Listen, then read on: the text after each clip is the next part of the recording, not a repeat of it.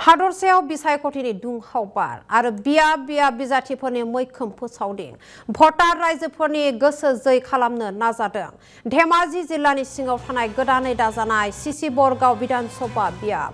सिसि बरगाव बिधानसभा बियाबनि सिलाफोथार बयाम बेलगुरि गामिनि दोंसे सोरलां बोरलां लामानि थासारि।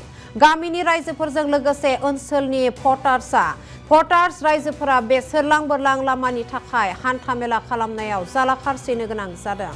रावबो राजथान्दैया नुसनाखै। बे आयदायाव धेमाजिनिफ्राय खौरांगिरि बिनाराम बसुमतारीनि जर'खा मोनसे फोरमायनो लादों। बे समाव दंफैयो आङो धेमाजि जिल्लानि सिङाव थानाय सिसि बरगाव गोदानै दाजानाय सिसि बरगाव समस्थियाव।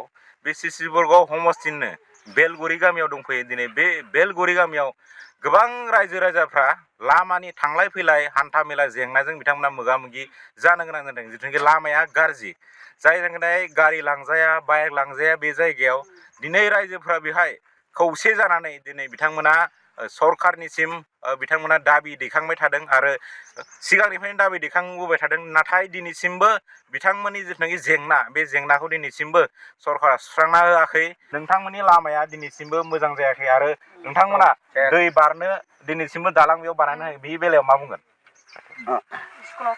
मानगोनां जोंहा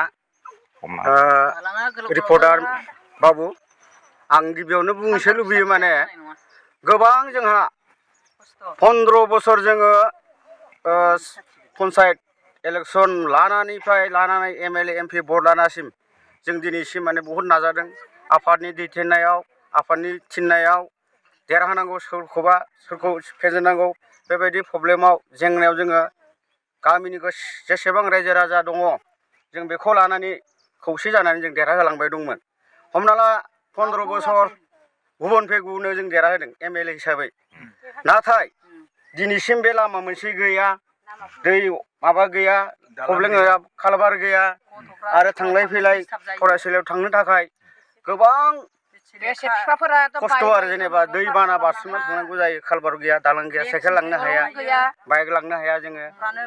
बेखायनो एबार जोंनि सिसि बरगाव समस्थियाव आफादनि बुंनाय हिसाबै माबानि थाखाय जोङो जिबन गगैनो देग्लायबो गोसो जादों देरहाहोगोन होननानै।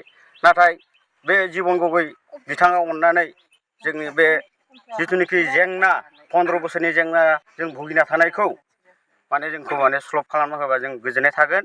बे लामाखौ नांथारगौ जोंनो। एकदम जोंहा गथ' माखाया फरायनो थांनो बेसे दिगदार, बेसे दैयाव गब'यो आरो बेखौनो थब्ल'नानै नागिर बेसे लाना फैयो। जोंनो बे लामाखौ नांथारगौ, होथारनांगौ सरखारा बे लामाखौ।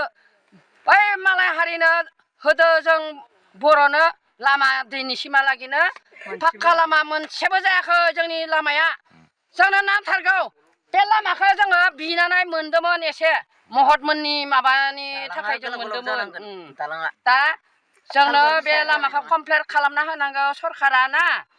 फैगौ मेसें बोथोराव जों बे लामा क्लियार खालामना होनांगौ। दालां, आलि, फुजुलि सब दालां, कालभार सब जाजोबनांगौ। अबाव कालभार नांगौ बेयाव कालभार होनांगौ, अबाव दालां होनांगौ बेयाव दालां होनांगौ। ओमफ्राय जोंनि बे बोसोरनि बिथोराव लामा क्लियार जानांगौ।